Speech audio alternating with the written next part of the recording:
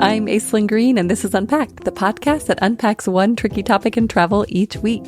And this week, we are exploring a different perspective on what is known as America's best idea, our national parks. Our guide this week is Mae Hamilton, a FARS associate editor. Mae heads up our art and culture beat. She has written some fantastic stories, including an essay about her complex love for Texas, where she grew up, a story that we will link to in our show notes. And she's really good at finding the stories that kind of try to show a fuller picture of the world, a story just like the one you're about to hear. Welcome, Mae. Thank you, Aislinn. Today, we're going to talk about your story, which I'm really excited for listeners to hear. But we were slacking about this beforehand, and I was asking you about what drew you to the story, and what you wrote back was so beautiful and profound. It felt like we just needed to have you say it. So what did draw you to the story? I grew up in a place where the narrative of the West is still very much alive, Texas. It's a part of the way that people interpret not only the state's identity, but themselves too. But in the big historic conflict between cowboys and Native Americans, I've always been more interested in what Native Americans had to say. And I love national parks. In my opinion, they are one of the best things that the federal government has ever done. Some of the most sublime moments I've had in my life took place in national parks, from Big Bend to Acadia. And like many other people, I was very much in the mindset that these are untouched landscapes. But as I learned more about American history from a Native perspective, it was hard to ignore how the legacy of our parks is still very painful for many Indigenous people. When I first learned about Secretary Holland being elected and then electing Director Sams in turn, I felt like big changes could very much be on the horizon. And maybe those changes could last well into the future. To me, that was a story certainly worth telling. And what do you hope that listeners might take away from this in terms of their own relationships with national parks or just learning more about this movement? Well, I think a few things. Like I said, national parks are definitely my favorite thing about the government in general. And I think when I found out about this, I almost felt a little like, I don't want to say like dirty, but I felt a little bit sad that like this thing that I thought was pure in a sense where it felt like purely for the people. Like I just realized that it didn't exactly encompass the experience of all people. I guess I don't want Americans as a whole to necessarily feel discouraged by that, but I think that's like a conflict that we're having in general with our country, where we do have painful parts of our history, but we're not sure how to integrate that knowledge into our day-to-day lives in a way that's helpful for ourselves and like for the people that have been hurt. I think that's what I really love about your story is that it does feel like a story of integration or an attempt at integration. And you have this great interview with the current director of the national parks, and he seems very much aligned with that too, right? I agree. And I don't think this actually made it into the episode, but Director Sams is of mixed heritage as well. So he is like half white American, but also half Native. And he's very much into bridging those two narratives in his life. And what a position of power to be able to do that and to be able to help with some of these movements like the land back movement. It feels like there's some really positive progress. And it's also such a big topic. Was there anything else that you didn't feel like you had room to add in this episode that you want to share? In general, I think we should hear from more Native voices in the future. Like, not saying that we didn't include that in our podcast, but I think people should really take the time to go out and seek those narratives. You know what I mean? Like, listen to that history and listen to that pain. Because, you know, it's something that it's not fed to us in school, in like popular modern culture. You have to go and seek it. And I think once you understand that better, you understand your country better.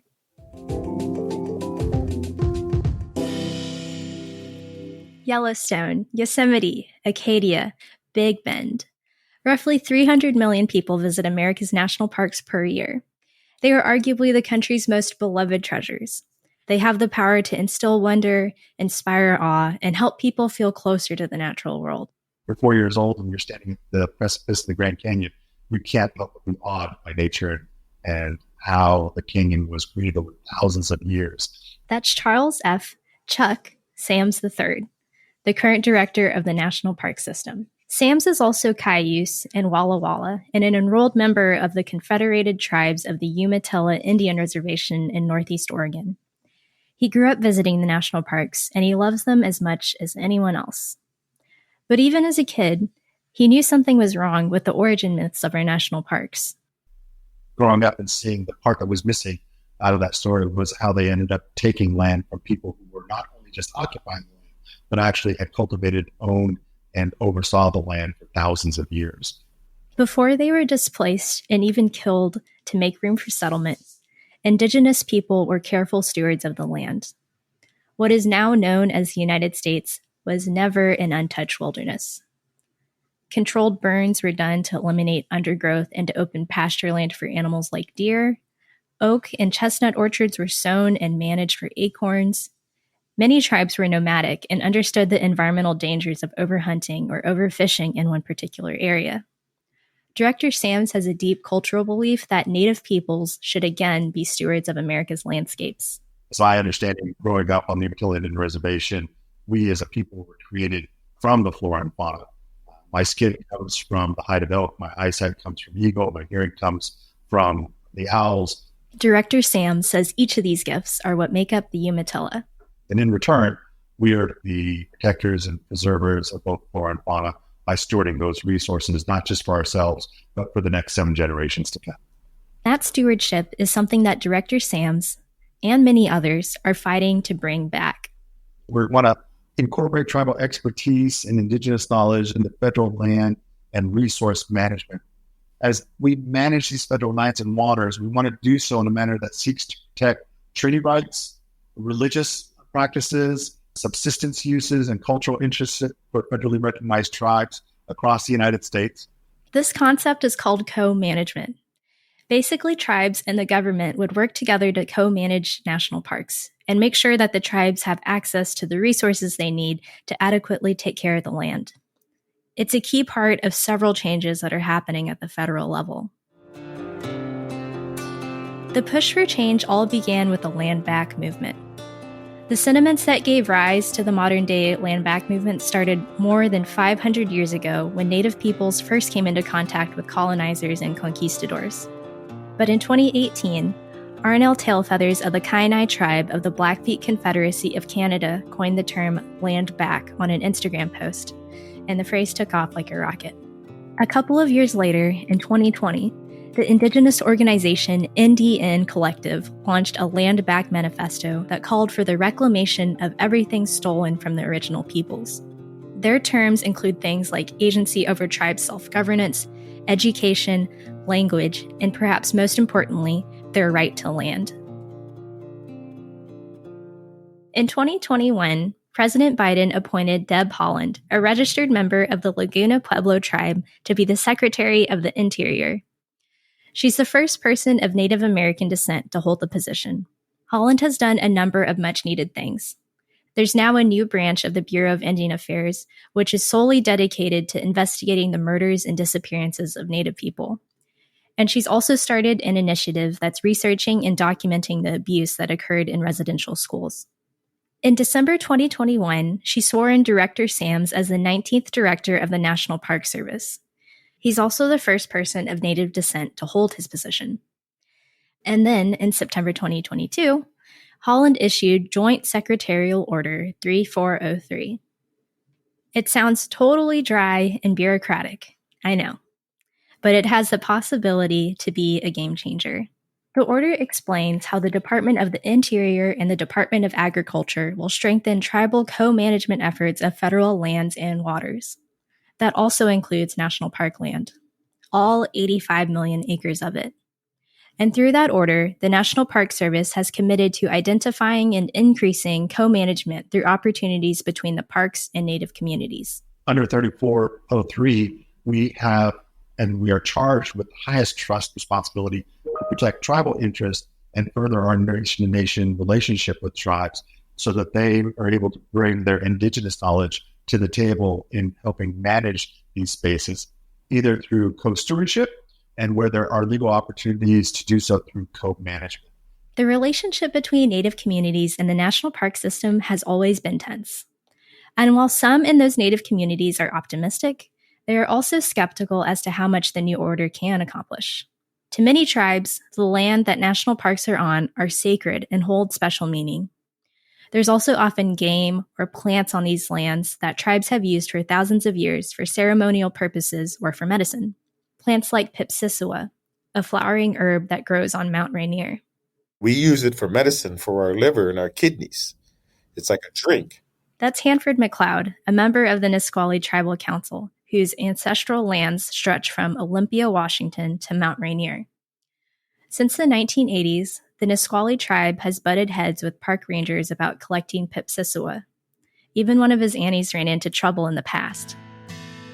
When she would go up, she would just pull off the side of the road and just start gathering stuff.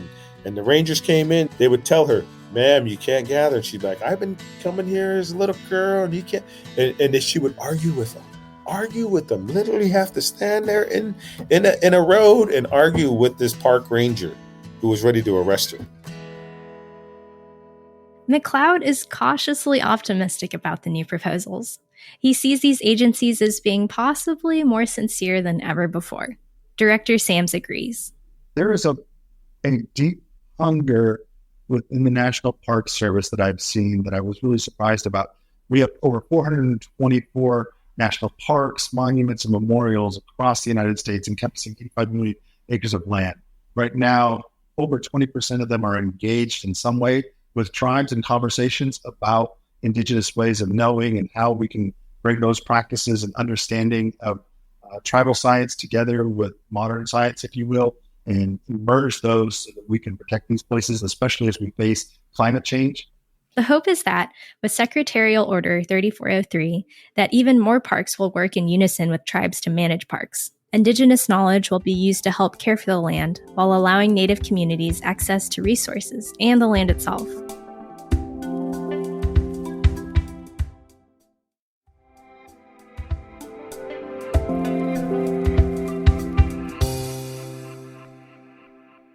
In Acadia National Park, the park system is working on a multi-year project with the Wabanaki Nations of Maine.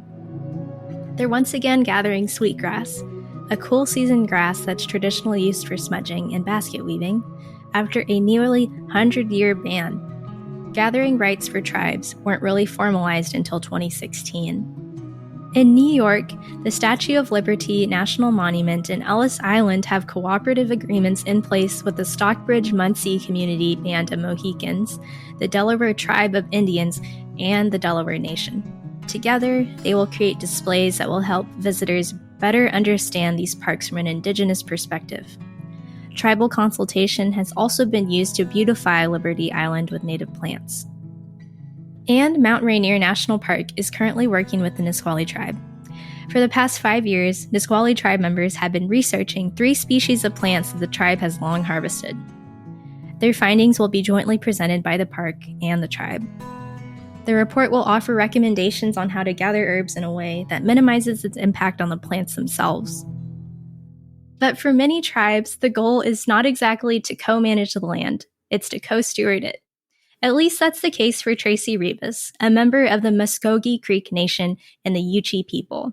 They are two different things. Co-management means that you are truly equal to equal when you create a management agreement for any of these federal lands, whether it's BLM, whether it's forestry, fish and wildlife, national park.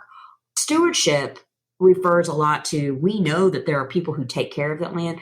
That doesn't necessarily mean that that's going to be the same people who get to come in and make the decisions for the land. Rivas says that co-management is more about policy, and policy can change every time a new president is elected. Co-stewardship, on the other hand, asks for an agreement that puts tribes on equal footing with the parks. In other words, they would share authority over how they would manage the land. That could mean things like requiring that parks hire tribe members to be park rangers or making tribal knowledge an integral part of running a park. But still, Rivas says she's happy with the changes Secretary Holland has made. We've got to do more with telling the tribal stories, managing the land, tribal ecological knowledge, the people who were always on that land, who knew about that land, named the land, know the stories of that land. Why are we not talking to them?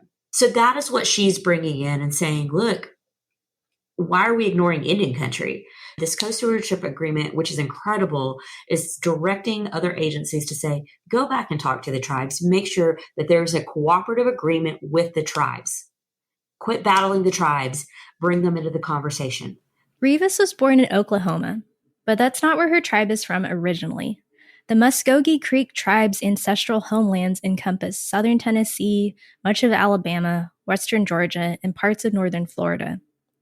In 1821, the tribe was forced to leave their homes on a trail of tears. They were made to live in what was then known as Indian Territory, aka Oklahoma. But their ancestral lands have been making headlines lately because Okmulgee Mounds National Historical Park could soon become Georgia's very first national park. The 2,000-acre park was once a large city within the Muskogee Creek Nation.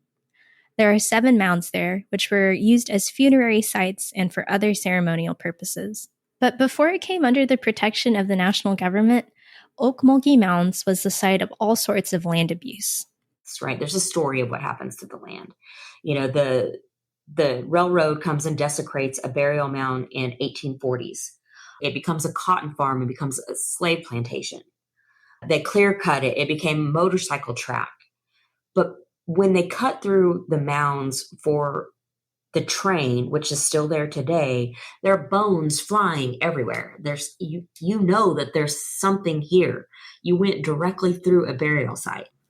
It wasn't until the 30s, when FDR visited the area, that Okmulgee Mounds became a National Historic Park and a national monument.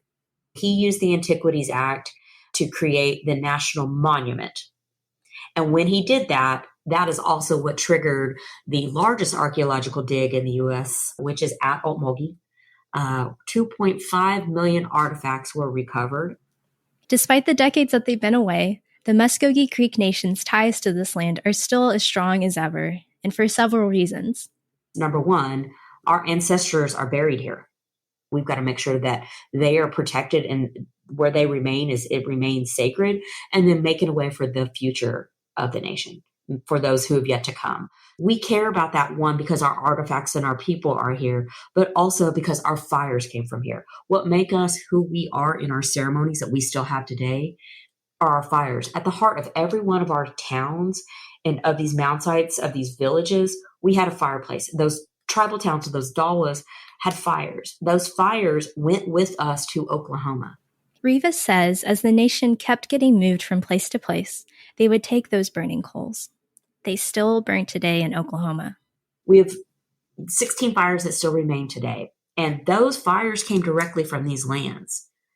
And so we're directly connected to what's happening here. And Rivas says the final reason the Muskogee Creek Nation has strong ties to this land is because they own it. Over the years, they've bought back land along the Okmulgee corridor.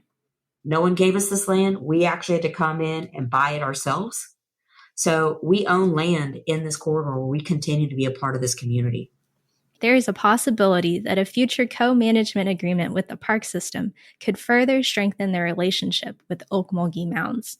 We've been gone from the South for about 200 years now, and people down here don't really know who we are. They know there were Indians, and a lot of people have no idea that our words are etched all over the entire landscape of the Southeast because this was our land. We named it. We named the waters. We named the area. And so you'll see our words all over the entire Southeast.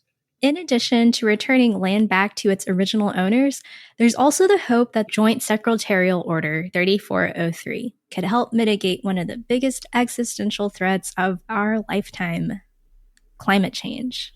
Tribes have been here for at least 20 to 30,000 years. In that time period, they've seen 2 major changes in ice flows as the ice both came in and receded back on this landscape. So they've lived through climate change.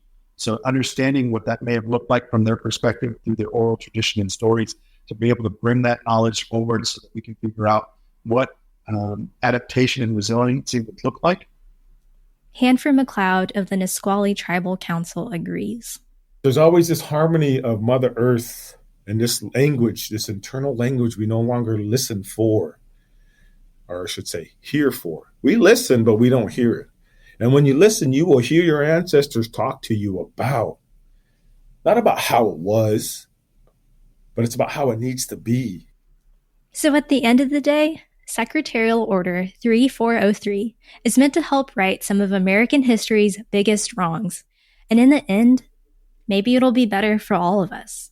The leadership of both Secretary Holland and Agricultural Secretary Vilsack inside of 3403 set a new course and a new way of how we are going to help further that trust responsibility we have with the American people, but also with tribes in the preservation of these places that we love. And that is it for this week. If you'd like to learn more about Secretarial Order 3403 and the ways in which it will benefit the places we love, visit nps.gov. We'll link to some of the news coverage in our show notes.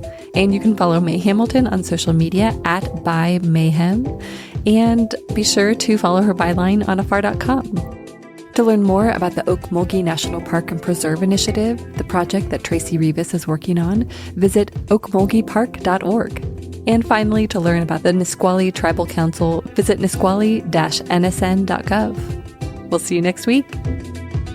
Ready for more unpacking? Visit afar.com and be sure to follow us on Instagram and Twitter. We're at Afar Media. If you enjoyed today's exploration, I hope you'll come back for more great stories. Subscribing makes this easy. You can find Unpacked on Apple Podcasts, Spotify, or your favorite podcast platform. And be sure to rate and review the show. It helps other travelers find it. This season, we also want to hear from you. Is there a travel dilemma, trend, or topic you'd like us to explore? Email us at unpacked@afar.com.